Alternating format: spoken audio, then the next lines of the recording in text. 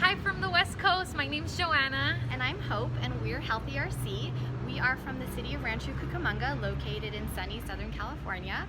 Healthy RC is a place-based initiative that started in 2008, and we work side by side with the community to make Rancho Cucamonga the healthiest it can be. We have 8 community health priorities that really align our work. These priorities range anywhere from healthy eating, active living, to disaster resiliency, to economic development, and of course, mental health. One of our strengths is community connections, where we really focus on inclusive engagement with diverse residents. And one of these programs that we have is Campeones para la Comunidad, which is Community Champions, a resident empowerment group for Latino residents to get involved in local policy making and learn the skills and build capacity to really change their environment. And we've been really successful in building trust among these communities, and it's a great best practice to share with your groups. We also have a steering committee that meets on a monthly basis. It's comprised of our partners. And as I mentioned, we've been around for about 10 years now, and in these 10 years, we've done a really good job of cultivating these relationships and building these relationships. So our partners at the table are diverse. They come from local businesses, nonprofits, hospitals, and of course our engaged residents. We also have the schools that we work closely with. We have 4 school districts within the city, and we work very closely with all of them. We also have our subcommittee groups that work on specific community health priorities, and of course one of them being our mental health subcommittee that Joanna oversees. And this mental health subcommittee is really tackling the issues that all of your organizations are interested in: breaking down the stigma around mental health, creating culturally appropriate opportunities to engage and connect with services. And so one of our strategies in our subcommittee is creating a social and print campaign called Your Mind Matters.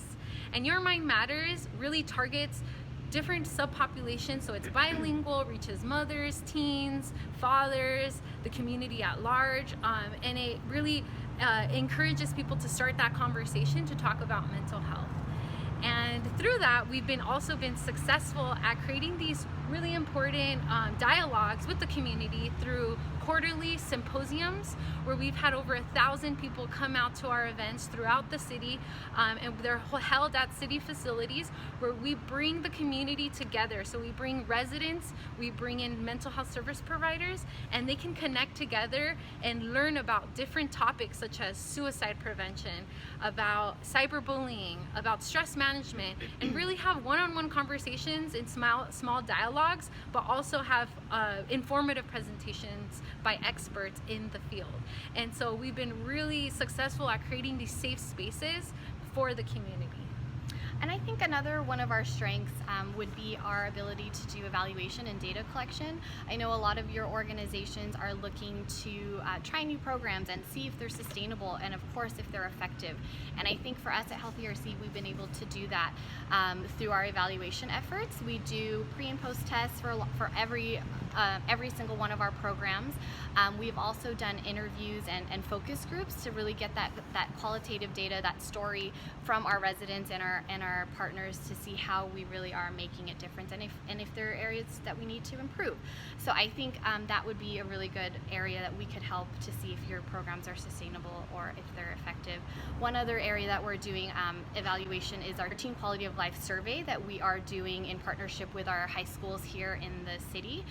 We are deploying this survey and asking our teens about their community challenges, their health challenges that touch on healthy relationships, bullying, community connections, and of course their overall mental health.